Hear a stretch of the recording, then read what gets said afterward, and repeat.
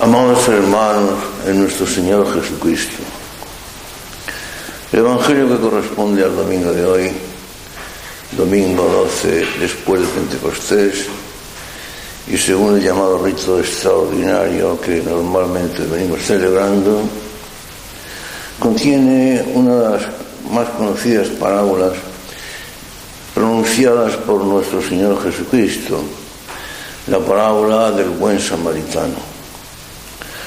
El texto está contenido en el Evangelio de San Lucas y como es toda su importancia, conviene leerlo literalmente en toda su extensión. Dice así el texto completo de lo que corresponde a lo que la Iglesia nos propone como lectura evangélica de hoy. En esto se levantó un doctor de la ley y dijo para tentarle: Maestro, ¿qué debo hacer para conseguir la vida eterna? Él contestó: ¿qué está escrito en la ley? ¿Qué es lo que lees en ella? Este le respondió: amarás al Señor tu Dios con todo tu corazón, con toda tu alma, con todas tus fuerzas y con toda tu mente, y a tu prójimo como a ti mismo. Y Jesús le dijo: has respondido bien, haz esto y vivirás. Pero él, queriendo justificarse, dijo a Jesús: pero bueno, ¿y quién es mi prójimo? Jesús entonces, tomando la palabra, le dijo: un hombre bajaba de Jerusalén a Jericó y cayó en manos de unos ladrones, que después de despojarle y cubrirle de heridas, se marcharon dejándolo apenas con vida. Bajaba por aquel camino un sacerdote que, viéndole, sin embargo, pasó de largo. Asimismo pasó un levita que igualmente lo vio y pasó de largo. Pero un samaritano que iba de camino llegó hasta él y al verle se llenó de compasión. Se acercó, vendó sus heridas, echando en ellas aceite y vino, y montándole sobre su propia cabalgadura lo condujo al mesón y cuidó de él. Al día siguiente, tomando 2 denarios, le dijo al mesonero: cuida de él y lo que gastes de más te lo pagaré a mi vuelta. Pues bien, ¿quién de los 3 te parece que fue prójimo del que cayó en manos de los ladrones? Él le contestó: pues el que tuvo misericordia de él. Y Jesús le dijo: pues anda y haz tú lo mismo. Amados hermanos, sea realmente necesario que volvamos a repetir la cantinela de todos los días que estas palabras de nuestro Señor Jesucristo son extraordinariamente profundas e importantes, llenas de contenido y además de completa actualidad. Ciertamente lo son, y concretamente lo de hoy, porque contienen la esencia de aquello en lo que consiste el cristianismo, de aquello que es propiamente la naturaleza de la existencia cristiana. No porque esto sea una novedad, porque es algo de todos conocido, o así debiera serlo, sino porque el tema de lo que es realmente el cristianismo y lo que constituye la existencia cristiana es un tema hoy en día no solamente cuestionable, sino además absolutamente desnaturalizado, completamente falsificado y presentado ante el pueblo cristiano como que lo que es, cuando realmente es una mera falsificación, porque la doctrina cristiana o el cristianismo que hoy se está ofreciendo al pueblo cristiano no es que sea una falsedad, por supuesto que lo es, sino que es la expresión de una religión completamente nueva, absolutamente distinta a la que fue predicada por nuestro Señor Jesucristo, contenida en los Evangelios y en el resto de la Escritura, transmitida a través de la tradición, por medio de los apóstoles, guardada por el magisterio de la Iglesia durante tantos siglos, Y sin embargo es un tema cuestionable, no cuestionable, sino completamente falsificado. Hoy en día diríamos que prácticamente nadie sabe, o muy pocos son los que saben, y si lo saben se lo callan, por miedo, de qué es aquello en lo que consiste realmente el cristianismo, aquello cuál es la naturaleza de la existencia cristiana y qué es el auténtico contenido de lo predicado por Jesucristo y que a través de los evangelios y de los apóstoles y de la tradición de la Iglesia tendría o tiene que haber llegado hasta nosotros. Tema, repito, no cuestionable, sino incluso falsificado. De manera que dado que este texto evangélico contiene precisamente la esencia de lo que es la naturaleza de la vida cristiana, de la existencia cristiana, de lo que es el cristianismo, de ahí, como digo, su importancia. Y que insistamos acerca de la atención que hemos de poner con respecto a las palabras de Jesucristo, su profundidad y su actualidad. Lo primero que observamos en la narración de la parábola del buen samaritano es la ironía de Jesucristo.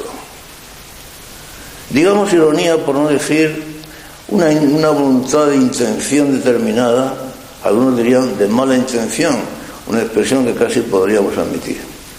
Porque fijaos, después de que aquel hombre quedó malherido por obra de los ladrones y abandonado en el camino, malherido, casi muerto, pasó por allí primeramente un sacerdote, que por cierto miró y no hizo ningún caso, porque pasó de largo.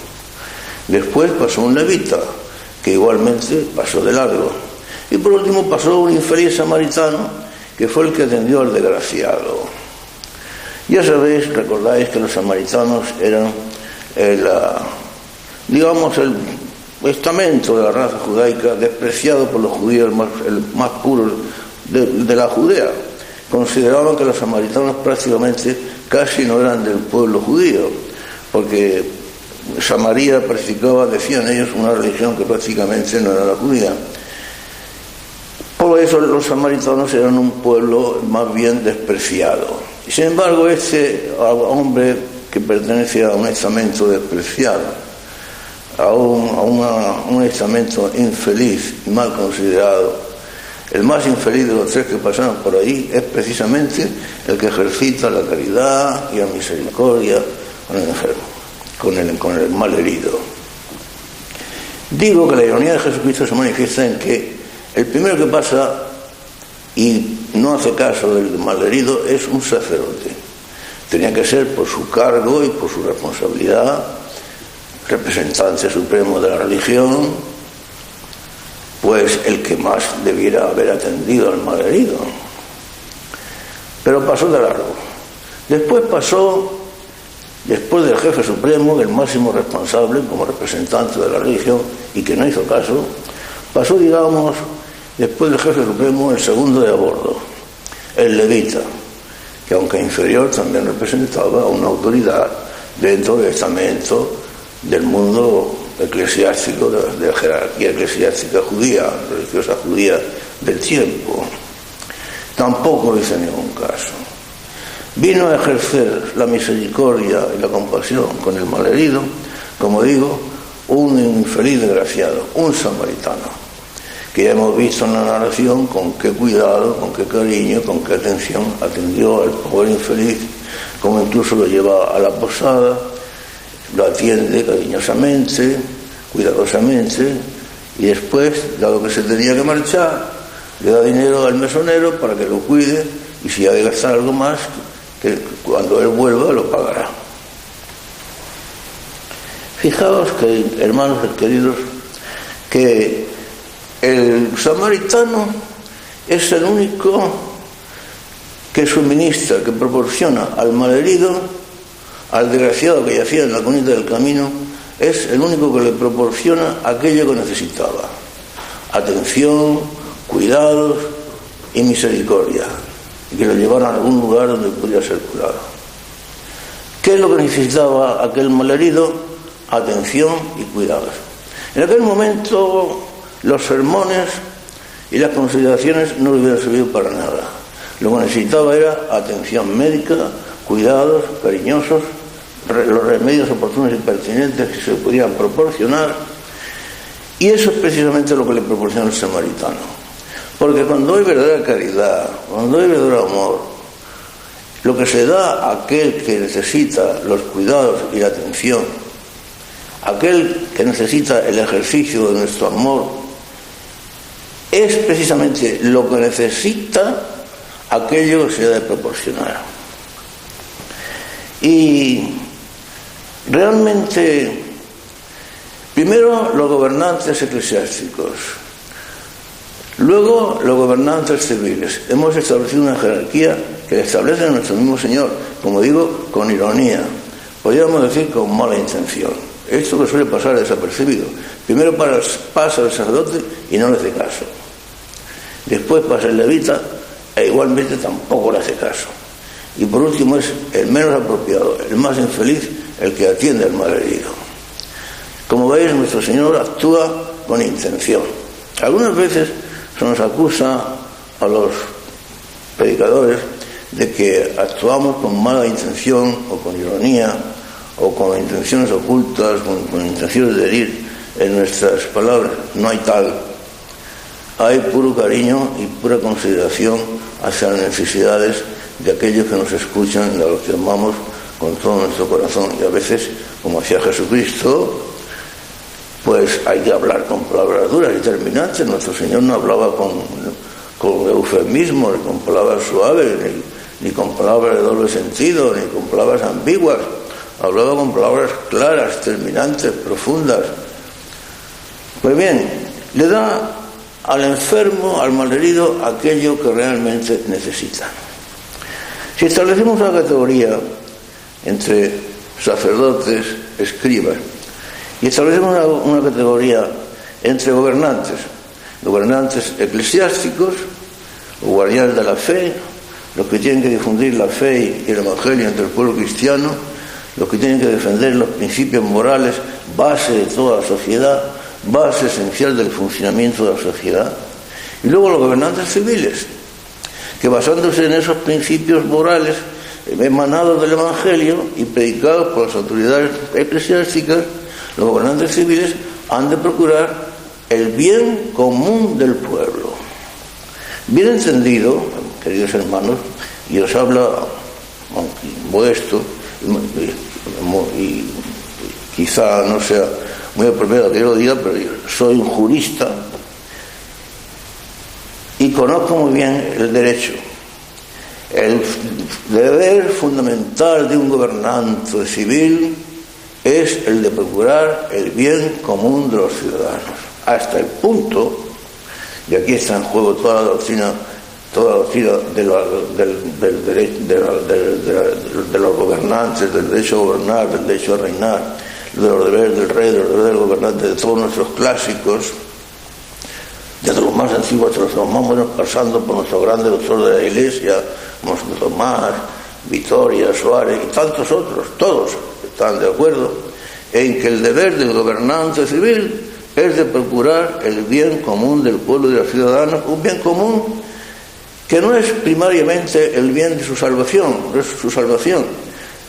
cosa que corresponde a la Iglesia, a los pastores de la Iglesia, pero sí un bien común temporal que favorezca el camino de su salvación, un bien común temporal que no entorpezca el camino de la salvación de los ciudadanos, hasta el punto de que cuando el gobernante de turno no procura el bien común de los ciudadanos, y esta es la voz común que siempre ha mantenido y sostenido la Iglesia, su derecho a gobernar se desvanece.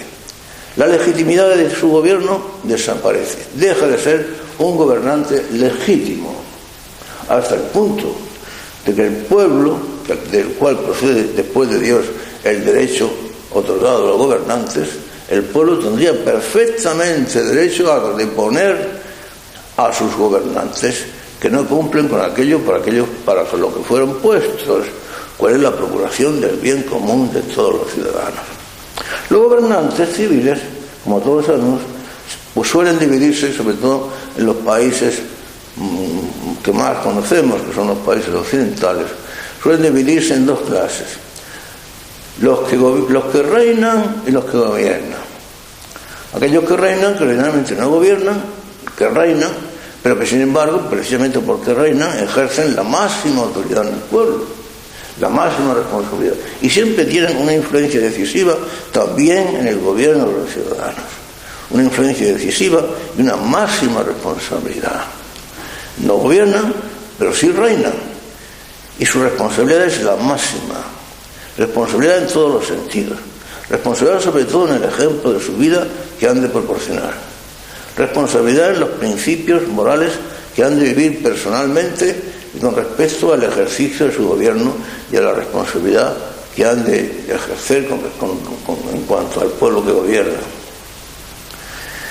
Si los gobernantes, que repito, cuya máxima ejercen la máxima responsabilidad y que siempre tienen una influencia decisiva, aunque no sean los que realmente gobiernan, en el gobierno del pueblo y la situación de los ciudadanos, no ejercen sus funciones, no cumplen con sus deberes, pierden toda su legitimidad. Si los gobernantes se dedican a ganar dinero y a hacerse multimillonarios y a vivir una vida privada de la cual prefiero no hablar, y es mejor que acerca de la cual, como se dice ordinariamente, corramos un tupido velo, yo podría hablaros, realmente me quedo asombrado cuando me entero de las fortunas acumuladas por los mayores gobernantes del mundo. Cientos y miles de millones de dólares en fortuna personal. Conozco de algún gobernante de un país próximo al nuestro cuya fortuna personal se calcula en 100.000 millones de dólares. Un pueblo que además está muerto de hambre y muerto de miseria. Pero la fortuna personal del gobernante de ese pueblo próximo al nuestro se calcula en 100.000 millones de dólares. Pero bueno, puestos a poner ejemplos de gobernantes multimillonarios y de gobernantes cuya vida moral deja bastante que desear, por decirlo menos, no tendríamos que irnos demasiado lejos, pero en fin. Luego están aquellos que realmente, los que gobiernan. Pero vamos a ver, podríamos preguntar, real y efectivamente, los que gobiernan cumplen con el deber, su mayor deber, ¿cuál es? El de la procuración del bien común de los ciudadanos. Realmente en el ejercicio de su gobierno, del gobierno, por ejemplo, el jefe de gobierno, siempre jefe de gobierno de un partido político, ejerce sus funciones de jefe de gobierno, buscando el bien común de los ciudadanos, el bien común de aquellos que están sometidos y que han puesto el poder en sus manos por medio del voto, por medio de lo que sea. Si el gobernante lo único que procura es su propio bien personal, quizás su propia fortuna personal también, pero sobre todo el bien del partido político al cual pertenece, no ya el bien del común de los ciudadanos que forman la integridad del país o de la nación, no. El bien y los intereses del partido político al cual pertenece. Y a ese bien político, del partido político al cual pertenece, subordina el bien de los ciudadanos de toda la nación y de todo el país. Pero eso es cumplir su función de gobernante. Eso es cumplir la función de la procuración del bien común que ha de cumplir todo gobernante. Estos gobernantes que gobiernan o estos reyes que reinan, ¿realmente le dan al pueblo cristiano lo que necesitan? El buen samaritano le dio a aquel desgraciado que yacía en la cuneta del camino lo que necesitaba. No sermones en aquel momento, sino atención médica y cuidados. Y lo llevaron a algún lugar donde pudiera ser curado. Y eso fue lo que le proporcionó. Pero estos gobernantes que gobiernan de una manera o de otra, o que reinan de una forma o de otra, realmente proporcionan a aquellos que les están encomendados lo que realmente necesitan. Repito, si no le proporcionan lo que necesitan, no están cumpliendo con el deber fundamental para el cual fueron constituidos. Y por lo tanto pierden toda su legitimidad. Vivimos en un mundo, hermanos míos queridos, en que todo está trastornado. Los hombres que vivimos en la actualidad, la sociedad moderna, vivimos todos como locos.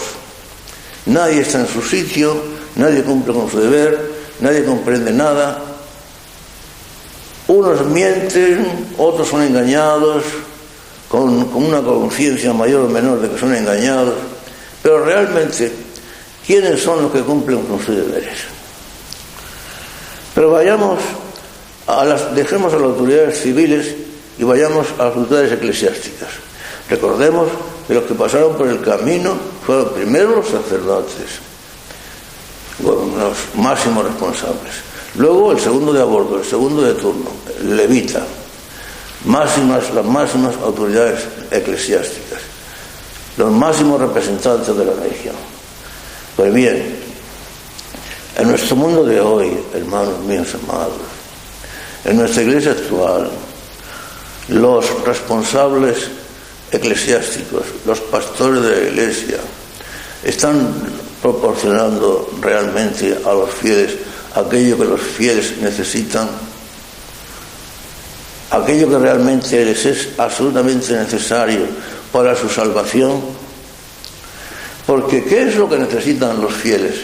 ¿Qué es lo que necesita el pueblo cristiano de parte de sus pastores? ¿Qué es lo que los pastores precisamente han de proporcionar al conjunto de los fieles? Los pastores están puestos no para pasar de largo, como el sacerdote de la parábola de hoy, o el levita de la parábola de hoy, sino para guardar el depósito de la fe. Oh Timoteo, depositum custodia. Timoteo, custodia el depósito de la fe. Decía San Pablo, custodia el depósito de la fe. Ese depósito de la fe que ha de mantenerse inalterado, no manipulado, no manejado, no falsificado. Las palabras y enseñanzas de nuestro Señor Jesucristo, recogidas y transmitidas por los apóstoles, recogidas por el magisterio de la Iglesia y conservadas por él a través de 20 siglos, contenidas también en la tradición de la Iglesia a través de 20 siglos. Ese depósito de la fe ha de mantenerse inalterado e incambiable. Y esa misión de mantener el depósito de la fe, no la de inventarse una fe distinta o un evangelio diferente, porque como decía San Pablo, aunque fuera un ángel que viniera y os predicara otro evangelio distinto del que yo y los demás apóstoles os hemos predicado, ese tal que os predicara un evangelio diferente sea maldito, sea anatema. Los pastores no pueden inventarse un evangelio diferente, no pueden manipular el evangelio, no pueden escamotearlo, no pueden cambiarlo, no pueden falsificarlo. Tienen que mantenerlo intachable y transmitirlo al pueblo cristiano con toda fidelidad y en toda integridad. Y eso es justamente lo que necesita el pueblo cristiano. El samaritano proporcionó al malherido que yacía en la cuneta del camino lo que necesitaba. Pero lo que necesita el pueblo cristiano de sus pastores es aquello que le es necesario al pueblo cristiano para su salvación. Cualquier otra doctrina que sea distinta o diferente no solamente no les conduce a su salvación, sino que les conduce como veneno a su perdición. Si el médico al enfermo, en vez de proporcionarle el remedio adecuado, le proporciona un veneno, realmente contribuye a su muerte. Pues bien, lo que necesitaría el testimonio del pueblo cristiano, de sus pastores, es primero ver en ellos el auténtico testimonio de Jesucristo, ver en ellos reproducida e encarnada la vida del Maestro, la vida de Jesús. En esto conocerán que sois mis discípulos. Pero ¿cómo va el pueblo cristiano va a conocer que son discípulos del Maestro, que son continuadores de los apóstoles, si su vida es completamente ajena a la vida cristiana, a las enseñanzas del Evangelio? Porque claro, podríamos preguntar, pero bueno, vamos a ver, ¿qué es el cristianismo? Lo hemos dicho al principio. ¿Cuál es la esencia de la existencia cristiana? ¿En qué consiste realmente el Evangelio, las enseñanzas de Jesús, el cristianismo? Y precisamente a esta pregunta responde, y en ella está contenida la clave de la parábola de hoy, que responde justamente a aquello que sería la naturaleza, la verdadera naturaleza de la existencia cristiana. Una existencia cristiana que, como hemos dicho al principio, y sobre todo en los últimos siglos, en los últimos tiempos, no es que haya sido cuestionada, sino que ha sido absolutamente falsificada. Ya en los últimos siglos, yo recuerdo cuando era sacerdote jovencito, hace tantos años, llevo ya casi 60 años de sacerdote, cuando en mis primeros años de sacerdote y mis años de seminarista comenzaba en la Iglesia la famosa oleada de la justicia social. Se puso en moda la justicia social. Toda en la predicación cristiana era justicia social. Toda en la predicación cristiana era la cuestión obrera. Yo recuerdo, yo era sacerdote jovencito, haber tenido que leerme verdaderos mamotretos de más de 1000 páginas sobre la cuestión social y la doctrina social de la Iglesia. Y no había otra cosa. La justicia social desplazaba al Evangelio. La justicia social y la cuestión obrera desplazaba a la persona de Jesucristo. La predicación de los contenidos de la fe prácticamente no existía. La cuestión obrera, la cuestión de los marginados, la cuestión de los oprimidos, pero todo desde el plano puramente humano, porque si miramos y consideramos a los marginados, a los oprimidos desde el punto de vista cristiano, como podríamos considerar que lo miró el samaritano de la parábola de hoy con respecto a aquel desgraciado que había sido malherido por los ladrones, desde el punto de vista cristiano, pues los santos de todas las épocas y la Iglesia de todas las épocas ha atendido a los marginados, a los pobres, a los malheridos, y las preferencias de Jesucristo fueron los pobres, efectivamente. Pero no, esto se consideraba siempre, y yo soy testigo, porque he vivido esa época, desde el punto de vista meramente humano, puramente sociológico. Fue la época en que la Iglesia, asustada, llevó a cabo lo que se llamó después el arrodillamiento, la humillación ante la ciencia. La Iglesia pensaba que la ciencia se iba a hacer pues prácticamente la dueña del mundo, e iba a absorber a la religión, iba a eliminar las creencias religiosas y se iba a imponer la sabiduría de la ciencia y los saberes humanos. Esto recuerda también el susto de tantos jerarcas eclesiásticos cuando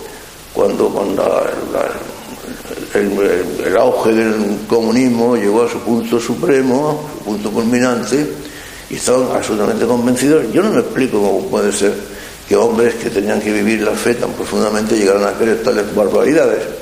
Pues llegaron a creer que el comunismo se iba a hacer dueño del mundo y que iba a acabar con el cristianismo. Por lo tanto, había que pactar con el comunismo como fuera, había que componerse con el comunismo como fuera, y ahí vinieron, por ejemplo, las componendas del tiempo del Concilio Vaticano II, con el pacto de Metz, cuando se hizo el pacto con Khrushchev para no condenar el comunismo en el Concilio Vaticano II, etcétera, etcétera, todas esas cuestiones que muchos de vosotros conoceréis por la historia y que son más desgraciadas y desafortunadas que otra cosa. Pero en fin, el arrodillamiento de la ciencia se hizo una cosa ya absolutamente normal. Yo recuerdo que, siendo yo seminarista, se puso en mi seminario de moda Teilhard de Chardin. Y bueno, hasta el punto de que Teilhard de Chardin era poco menos que, no sé, por encima de San Agustín o de Santo Tomás de Aquino o de San Juan Crisóstomo y casi de San Pablo. Teilhard de Chardin. Lo ha dicho Teilhard de Chardin, que decía que Jesucristo era más que un personaje histórico del punto omega. A mí siempre me parecía que este señor, además de un filósofo rancio, un pseudo filósofo, y además un falsario, paleontólogo, que incluso llegó a falsificar fósiles para justificar sus teorías darwinianas de la evolución, un falsificador y un cuentista, y no hablemos de su vida privada, pues a mí siempre me parecía que ese hombre era un panteísta y un pseudo filósofo, y por supuesto que carecía de fe, porque además un señor para el cual Jesucristo es una pura idealización, pues carece de fe, no es cristiano. Pero yo recuerdo que yo, seminarista, jamás se me hubiera ocurrido decir esto allá en el seminario, porque seguramente me hubieran expulsado, porque era tal la categoría, la prestancia de Teilhard de Chardin, que hablar de Teilhard de Chardin sería solamente para encumbrarlo. Pero ¿quién se atrevía a poner la menor objeción? Yo, por supuesto, no me atreví, porque ya se veía muy bien cuál hubiera sido mi destino final, me hubiera expulsado. Pero yo quedaba sordo, yo era muy jovencito, pero quedaba sordo. Yo decía, pero si este hombre es un panteísta, es un pseudo filósofo, si este hombre no cree en Jesucristo, que además es un falso paleontólogo que incluso ha llegado a falsificar fósiles, es un embustero, ¿cómo es posible? Sin embargo, bueno, las cosas más inverosímiles, sin embargo, son aceptadas con alta frecuencia por la naturaleza humana, hermanos míos queridos, y todos sabemos que eso es así. ¿Cómo es posible que la naturaleza humana llegue a comulgar con tales probabilidades, con tales mentiras, con tales creencias y con tales estupideces? Sin embargo, es así. Yo recuerdo, también siendo sacerdote joven, cuando los métodos sociológicos se impusieron en la Iglesia como métodos de pastoral. Yo recuerdo que entonces la llamada revisión de vida se puso de moda y desplazó por completo el Evangelio. La revisión de vida, por aquellos que no lo sepan, ya nadie se acuerda de la revisión de vida y nadie habla de la revisión de vida, pero en aquella época a mí me sacaron de mis ejercicios pastorales en la parroquia a la que fui enviado, nomás ser ordenado sacerdote. Me llevaron obligatoriamente a Madrid a hacer un cursillo de 20 días, donde estudiamos lo menos 60 sacerdotes que íbamos a marchar a Hispanoamérica. Estudiamos la revisión de vida durante 20 días. La revisión de vida es un método puramente analítico, un método de estudio analítico que, partiendo de lo sencillo, se va elevando hasta lo más general. De lo sencillo va estableciendo una idea general, un método que estaba inventado bastantes siglos antes de Jesucristo, el método analítico o el método sintético analítico, que yo me quedaba asombrado porque a mí lo presentaban en aquel cursillo como el descubrimiento de los siglos. Había gente que no se explicaba cómo la Iglesia podía haber subsistido hasta esos siglos sin la revisión de vida, un método que por supuesto desplazaba al estudio del Evangelio. Recuerdo que en aquel cursillo que fue dirigido, recuerdo muy bien, por don Mauro Rubio, que luego fue obispo de Salamanca, habíamos unos 60 sacerdotes, donde estuvimos 20 días estudiando, pues, llamémoslo así, cosas como esta. O sea, perdiendo el tiempo de una manera realmente lastimosa. Cosas que no conocían absolutamente. Allí nos habló de los cursillos de los sacerdotes que íbamos a Hispanoamérica, porque para eso fuimos convocados, para mentalizarlos, porque íbamos a ejercer el ministerio en Hispanoamérica. Por cierto, y esto es muy curioso, en aquellos años los viajes de Europa y América eran escasos. Las comunicaciones eran menos frecuentes, muchísimo menos frecuentes y muchísimo más caras. Pues bien, recuerdo muy bien que de los sacerdotes que nos mentalizaban para ir a ejercer el ministerio de Hispanoamérica, en aquel cursillo de 20 días en Madrid, ninguno de los profesores sacerdotes que estaban mentalizando, ninguno de ellos había estado jamás en América, ni en la del norte ni en la del sur. Yo me preguntaba, digo a mí mismo, porque tampoco podía comentarlo con los demás compañeros, porque también se me había escandalizado. Yo decía, pero bueno, ¿cómo unos señores que nunca han estado en Hispanoamérica nos van a mentalizar para que trabajemos pastoralmente en Hispanoamérica? Pero en fin, bueno, las cosas de la Iglesia. donde la lógica muchas veces brilla por su ausencia y donde, en fin. Como digo, allí no se habló para nada de la necesidad del sacerdote que tiene el sacerdote que va a ejercer su ministerio, de hacer oración, de practicar el sacrificio, de la devoción a la Santa Misa, de la devoción a la cruz del Señor, del verdadero amor de Dios que ha de cultivar en su corazón y en su alma, porque sin amor de Dios no hay amor al prójimo. De eso nada. Métodos psicológicos, sociológicos. Yo muchas veces me he preguntado, con asombro, sin que nadie me haya podido responder, cómo las sociedades, y digo las sociedades por poner la expresión en términos globales o generales, cómo las sociedades están gobernadas en su mayoría por pillos o por tontos. En la Iglesia concretamente por una cantidad de pillos, como este, por ejemplo, que me lo he nombrado antes, de Hilaire de Charnet y otros. Yo recuerdo cuando en mi seminario corrían los escritos del padre Congar, escritos sin imprimir, pero bajo cuerda, escritos monografiados, que a los seminaristas se nos suministraban bajo cuerda. Ya en aquella época comenzaba la infiltración marxista en los seminarios. Pues bien, por pillos y sinvergüenzas y tontos que se tragan todo aquello que procede de los pillos y sinvergüenzas, porque señores como Hilaire de Charnet, Congar o Schilleberg, etcétera, el autor del Catecismo holandés, todos estos no eran tontos, pero sí eran los pillos redomados. Y luego los bobos eran los que se tragaban todas sus sandeces, o todas sus cosas muy bien estructuradas, muy bien pensadas, muy bien ideadas para que los tontos se las tragaran. Y así vivimos. Pues bien, como digo, estamos hablando de aquello en que consiste la esencia y la naturaleza del cristianismo. ¿Qué es el cristianismo? ¿Qué es la ausencia? ¿En qué consiste la naturaleza de la existencia cristiana? Problema, repito una vez más, cuestionado en los últimos tiempos, y más que cuestionado, incluso negado, falsificado y desnaturalizado, hasta el punto de que hoy en día la inmensa mayoría del pueblo cristiano ya no sabe lo que es realmente el cristianismo ni aquello en lo que consiste la existencia cristiana. Después de la oleada de la revisión de vida, de la justicia social y de los sacerdotes obreros, etcétera, y la pastoral obrera, etcétera, etcétera, etcétera, vino la irrupción del modernismo. La terrible plaga, la terrible herejía que hoy sufre la Iglesia Católica. El modernismo, como todos sabemos, fue realmente, digamos, cuasi decapitado por San Pío X. San Pío X en su encíclica Pascendi sobre todo, luego Pío IX con sus sílabus, etcétera, pues realmente casi acabaron con el modernismo. Digo casi porque no murió del todo, y la prueba está en los sucesos posteriores. El modernismo, por lo tanto, fue totalmente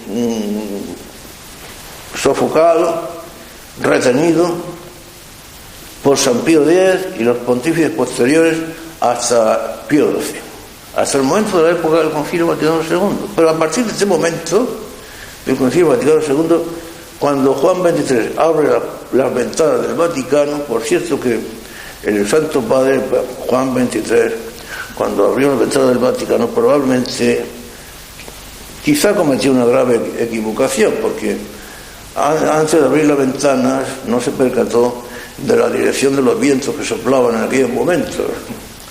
Y claro, al abrir las ventanas, como los vientos que soplaban en aquellos momentos eran los vientos modernistas, pues al modernismo, que hasta entonces había estado retenido, pues irrumpió ferozmente en la Iglesia, a través del Vaticano II y luego en los años posteriores, hasta el punto que hoy día se ha hecho la doctrina vigente en la Iglesia.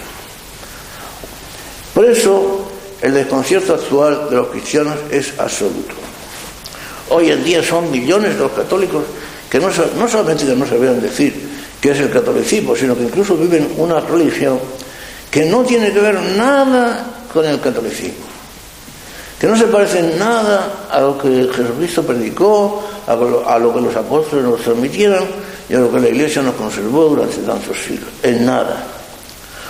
Hoy en día vivimos, lo queramos reconocer o no, hermanos míos queridos, es muy doloroso decir esto, muy doloroso, una religión sin dogmas. Los dogmas están excluidos. No hay verdades dogmáticas, no hay verdades excluyentes ni incluyentes, no hay verdades fijas, no hay verdades inmutables. Una religión sin dogmas, una religión sin moral. Hoy en día cada uno puede hacerse su propia moral, según sus propios principios. No hay nadie que lo juzgue, cada cual se juzga a sí mismo. Una religión sin liturgia, una religión sin escrituras, sin la fuente de la revelación.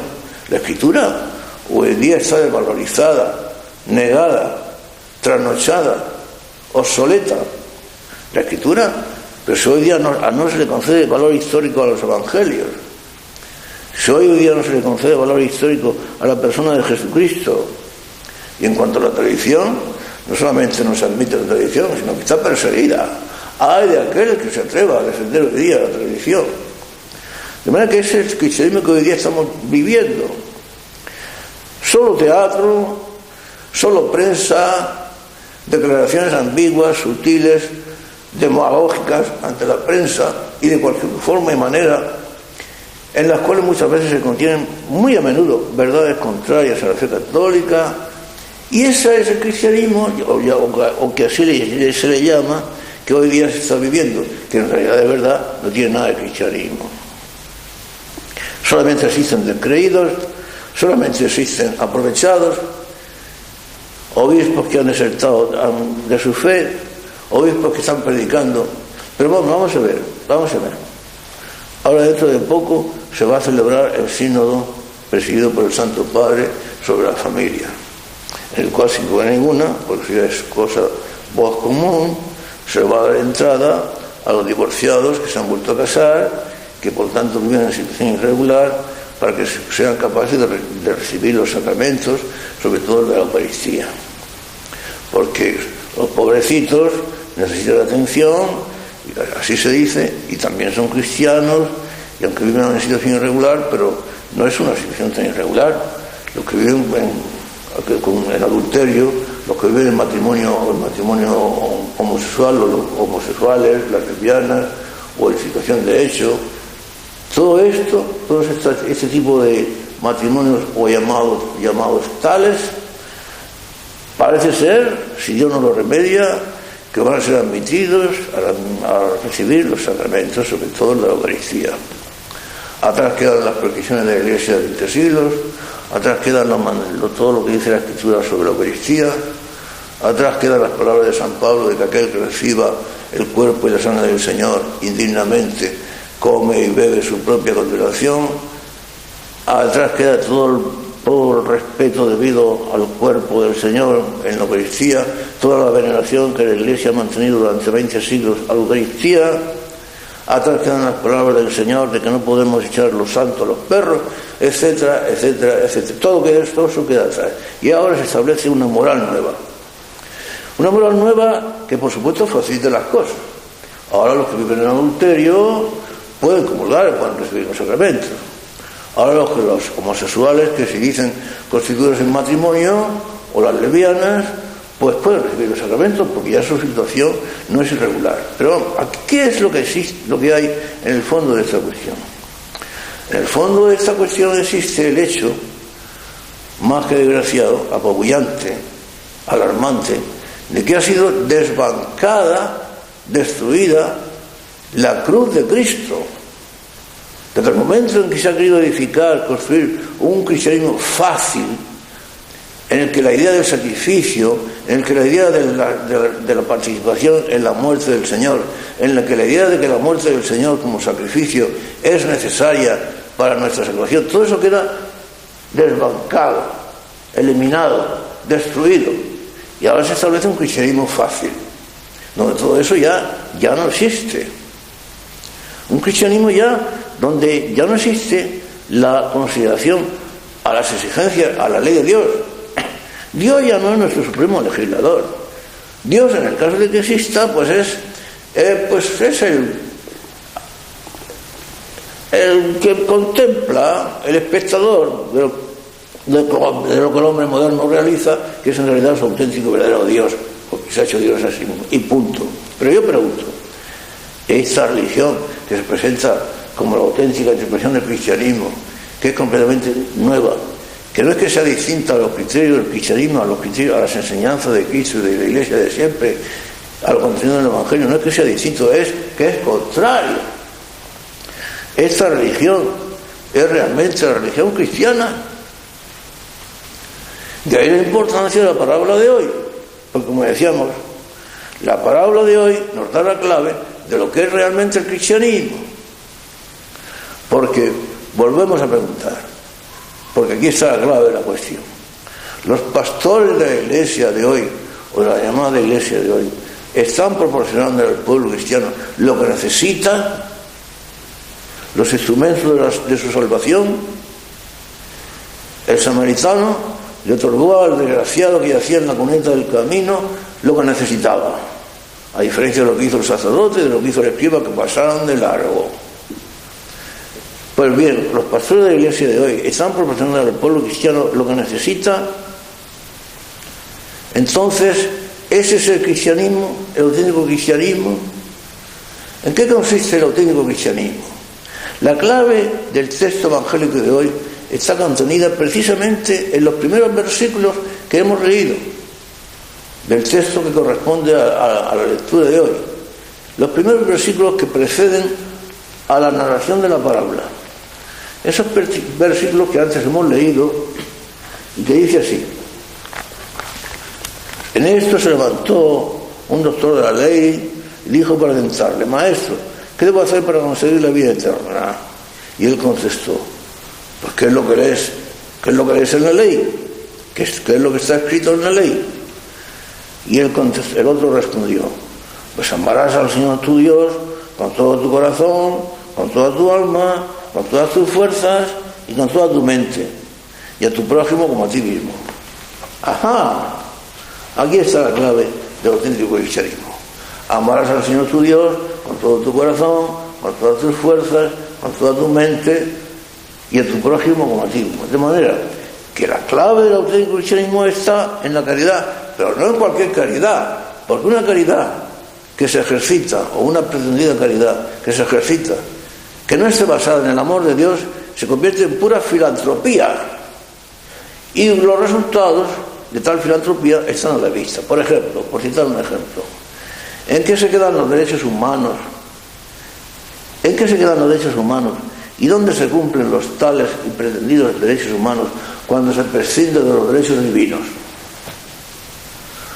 Todo el mundo habla de los derechos humanos, como todo el mundo habla de la libertad y todo el mundo habla de la democracia, pero cuando se prescinde de Dios y de los derechos divinos, que son previos a los derechos humanos, porque no hay derechos humanos sin que existan previamente los derechos divinos, porque precisamente los derechos del hombre se derivan de los derechos de su creador y de la naturaleza que él le ha otorgado. Cuando se prescinde de los derechos divinos, los pretendidos derechos humanos se convierten en una comedia, en una farsa, en una mentira. Nadie los cumple. Todo el mundo los proclama, pero todo el mundo los burla. Nadie los cumple. Como nadie cumple lo que se llama la democracia, como en el burla se cumple la pretendida y proclamada libertad. Pero ¿dónde está la libertad? Según Jesucristo, la única libertad es la que nos libera del pecado. Y la única cosa que nos hace esclavos es el pecado. Y hoy día el mundo se ríe del pecado, porque ya el pecado no existe. Lo cual quiere decir, porque decía Jesucristo, que el que comete pecado se convierte en esclavo del pecado. Pues si ya no existe el pecado, o nos hemos reído del pecado, o nos reímos de Dios, quiere decir que todos somos esclavos según las palabras de Jesucristo.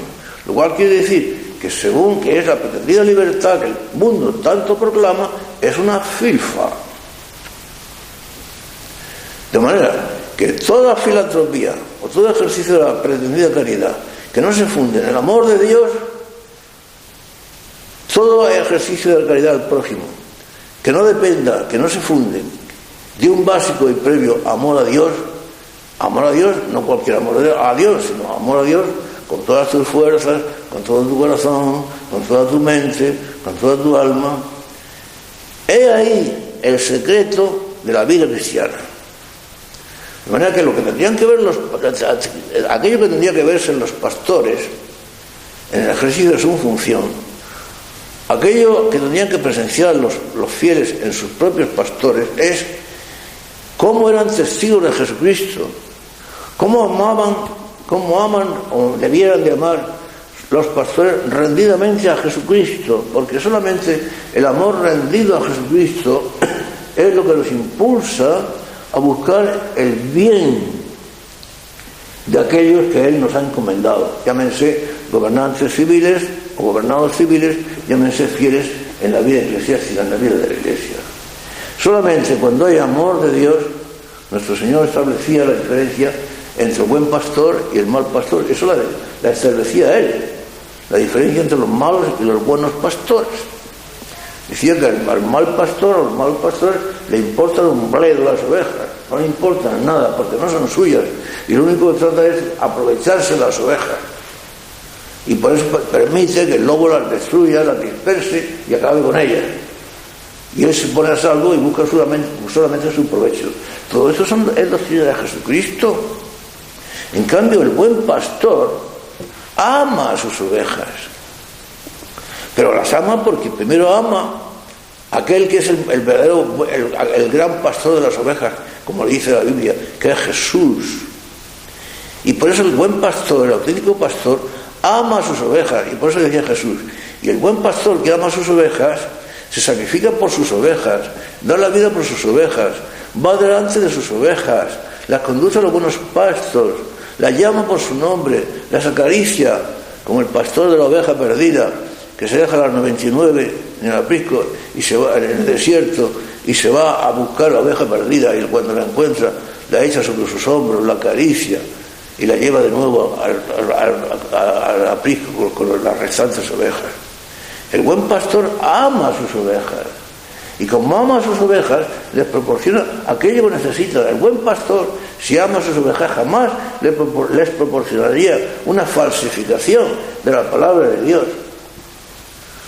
jamás les presentaría un falso evangelio, jamás les predicaría aquellos principios que conducirían al pueblo cristiano a su perdición, jamás predicaría una laxitud, una libertad de moral y de costumbres, aquello de cada uno haga lo que quiera o lo que parezca. Jamás diría que todas las religiones son iguales, jamás predicaría tonterías. Una de las cosas que a mí más me llama la atención, siempre me ha llamado la atención y me ha sorprendido, es lo que siempre hemos llamado aquella frase que inventó nuestro escritor Kahneman del lenguaje episcopal, la forma de hablar sin decir nada. Hace poco leía yo algunos discursos de obispos que se van a incorporar a su diócesis, etcétera, etcétera. ¡Qué discursos larguísimos! ¿Cómo se puede hacer un discurso tan largo sin decir nada? Yo siempre me he admirado. ¿Cómo se puede hablar durante tanto tiempo sin decir nada? O decir cosas que no significan nada. Hemos de hacer nuestros los sueños de Dios. ¿Pero qué sueños de Dios? ¿Qué es eso? Dios no tiene sueños. El que tiene sueños es porque sueña con algo que no posee y que desea poseerlo y que algún día tiene la esperanza de conseguirlo. Pero Dios no tiene esperanza de conseguir nada porque es el ser infinito que lo posee todo. Y no tiene nada nuevo en que soñar porque es la sabiduría infinita y la ciencia infinita y la bondad infinita. No digamos frases que no significan nada. Hagamos nuestros sueños de Dios. Vamos a decirle al pueblo cristiano que ha de imitar a Jesucristo.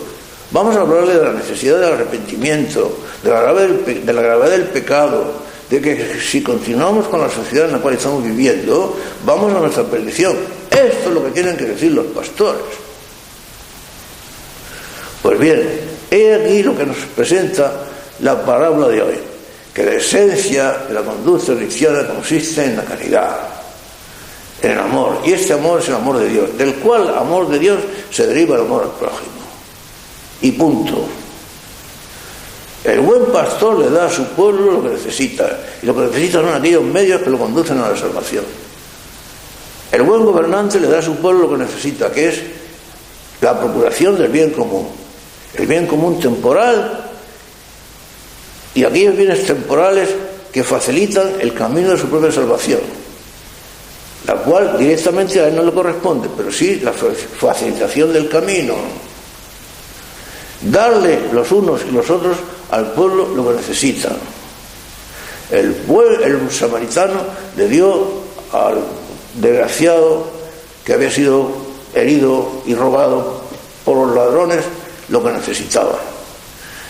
El sacerdote y el escriba pasaban de largo. Oh, la ironía. Algunos tenían incluso la mala intención de Jesucristo. Mala intención, que no es mala intención, que es una intención determinada por la cual pone en carne viva, saca a relucir una situación que, aunque nos duela, es la verdad. Hermanos cristianos, vamos a pensar en el amor de Dios, como dice el Evangelio de hoy: amor a Dios con todo nuestro corazón, con todas nuestras fuerzas, con toda nuestra alma. Y es que se puede amar a Dios de otra manera. Yo me siento a mí mismo disminuido y avergonzado cuando compruebo que mi amor a Dios no llega a tal grado de saturación y de totalidad. Cuando veo que mi vida sigue siendo un tanto ordinaria y vulgar. Cuando veo que tenía que estar, como decía Jesucristo, he venido a la tierra a traer fuego, y qué de creer sino que arda, que mi corazón habría de estar encendido en el amor a Dios, en el amor a Jesucristo, del que tendríamos que estar rendidamente enamorados, porque nos amó hasta el fin, porque dio su vida por nosotros, porque quiso ser nuestro amigo, porque quiso darnos su propia vida, porque se quedó con nosotros para todos hasta el fin de los siglos en la Eucaristía, para que no estuviéramos solos, porque el hombre no puede estar solo. Hermanos míos queridos, el amor de Dios, el verdadero amor de Dios, esta es aquí la esencia del verdadero cristianismo, y de ahí se deriva todo lo demás.